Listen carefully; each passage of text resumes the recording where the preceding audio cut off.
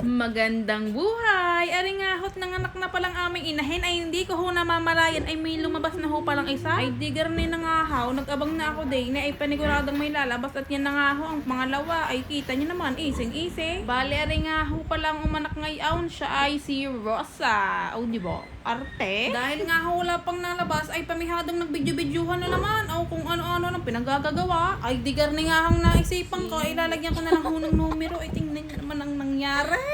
Ano ba yan? Ay, di ka ako naglagay ako ng numero. Ay, binuhat ko na ho ang isa para maganda naman ho ang sulat. O, ari ho, si number 2. At ari na nga ho ang sumunod, lumabas na. Ay, tingnan nyo ho, napakaraming lamad. Ay, kahirap hong punasan. Kulang ang isang basahan. Ay, makatapos nga ho, ay di nilagay din sa kulungan. Para naman ho sila mainitan at lumakas-lakas. At ari nga hong video, akala ko may lalabas ng anak. Ay, napaihi pala.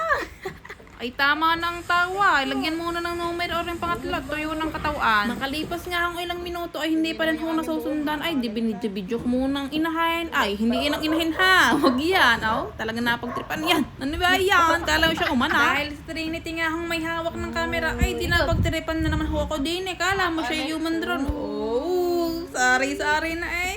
Mukha oh.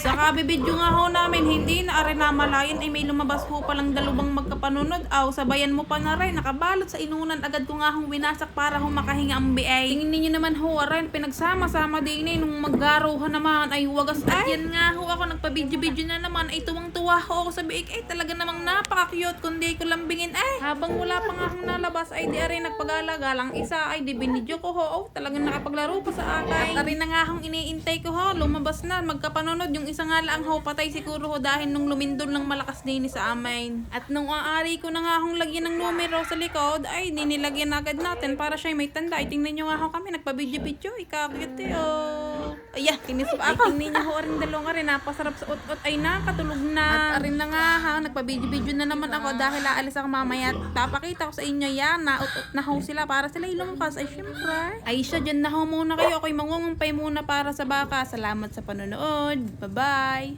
Peace.